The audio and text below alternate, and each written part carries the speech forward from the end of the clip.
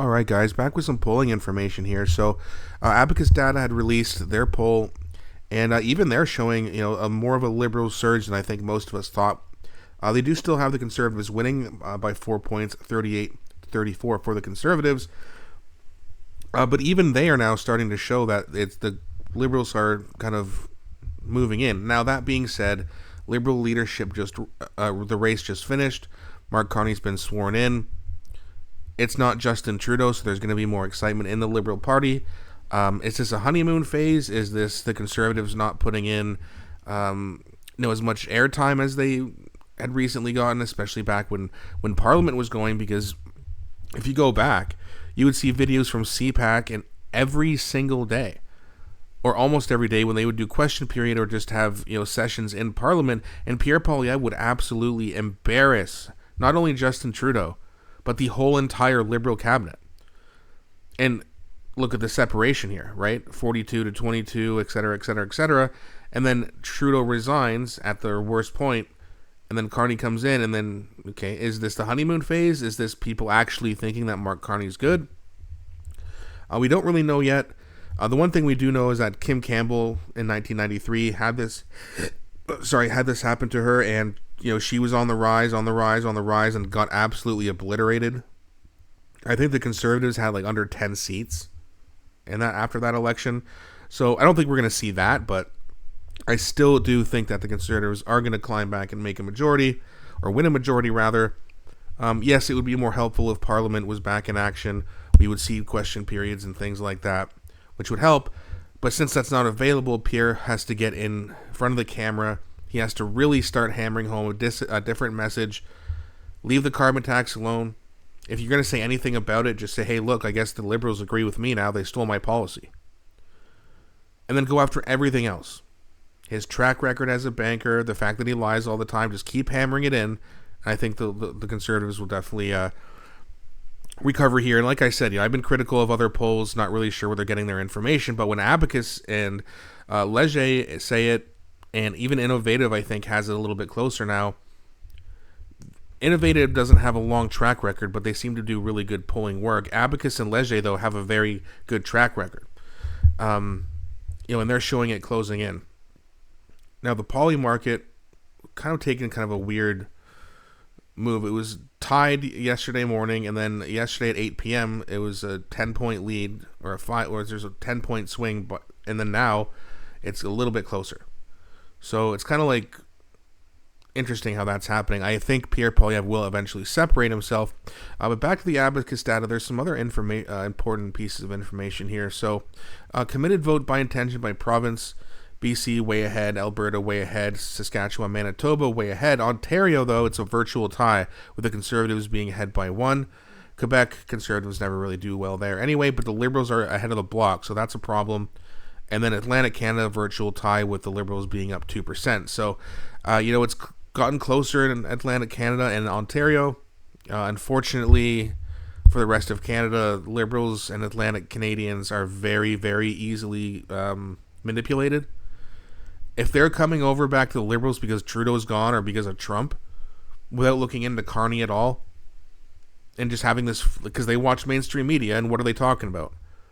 Trump, Trump, Trump. Everything's Trump's fault right now, right? So, and their vote counts just like ours do. So, I mean, they're going to have, unfortunately, they're going to do better than, probably not better than the Conservatives when it all is said and done, but they're going to be closer than they should, that's for sure. And then there's one other thing here. Two other things here. Federal vote intention by age. And this is what's interesting. 60 and over, tie. 45 to 59, virtual tie. So it's the older generation now that it votes more liberal than the other generations. It used to be the other way around. It used to be young people voted liberal more often than conservatives would be pretty dominant with the old people. Now it's not. Mainstream media, I mean, they're just glazing over Mark Carney and fear-mongering over Trump, and that's what they're seeing all day, every day. But 18 to 29, it's only a 5-point lead, fair enough. Still a sizable lead. 30 to 44, though, is an 11-point lead. Right, so it's my age group that's really pushing for the Conservatives right now, which is interesting. Then we have federal vote intention by gender. Now, males, again, They're up by 8 points, 41 to 33. Females, though, it's a virtual tie. Now, that being said, considering that this is likely the Liberals' honeymoon phase, it's not good that they haven't even taken back the lead over the females yet. Because most people who are going to be Liberal are going to be females. At least slightly. Right? You usually see it, like 55, 60, even 65% of the vote going to one side or the other. I think in the States it was even a little bit worse, but generally speaking, if you're conservative, you're more likely to be a man. If you're liberal, you're more likely to be a woman. But the conservatives still have the lead slightly, even though with the females, but they still have the lead in both. That's bad news for the liberals. And considering this is like when they're peaking and surging, and they still haven't taken a lead, it's really not good. And then we have here impression of Mark Carney. Oops, skipped over that. So, you see, right now, it's 37 positive to 30 negative. The positive shot up a little bit here in January, and then has kind of trailed off, slightly improving by 4 points over the last couple months.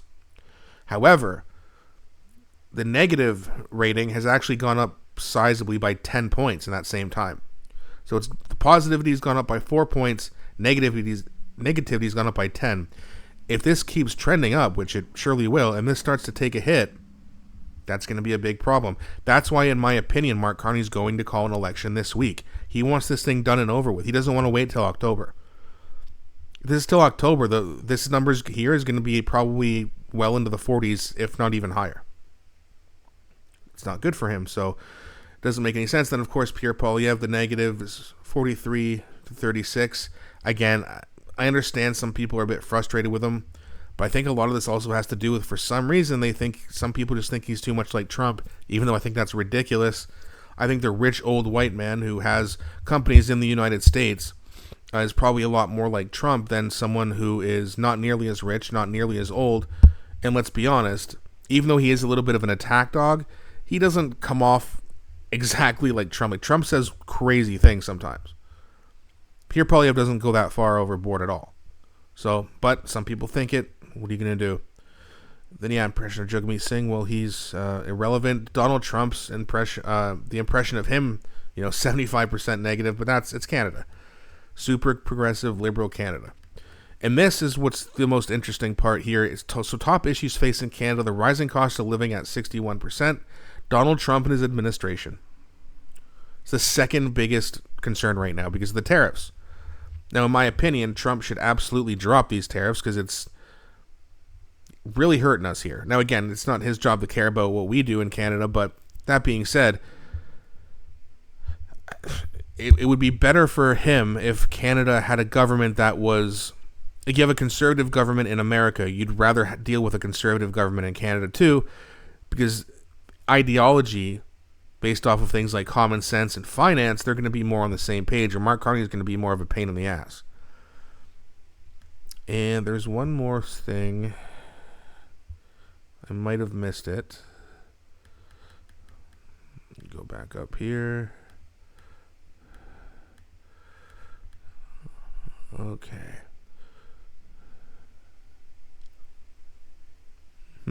This might have been somewhere else, but yeah, either way, it's interesting news. Abacus Data was, or they are probably the most reputable pollster, and they're showing that the race is closing in right now, so that's interesting, but also very concerning. But let me know what you guys think. Do you think this is just a honeymoon phase for the Liberals? Do you think that things will kind of normal out? Do you think that also that Pierre Poilievre needs to get more in front of the camera? Instead of, I like the rallies, but I think he needs to really get on podcast and get moving and, drop the carbon tax slogan and whatever. But let me know what you guys think. Do you think he needs to get more on the camera? Do you think that he needs to focus more on rallies? Please don't be shy. I always enjoy what you guys have to say, and I enjoy reading your comments. Please also don't forget to like and subscribe, as it really helps grow the channel. Thanks so much for watching, and I'll be back shortly with a new video.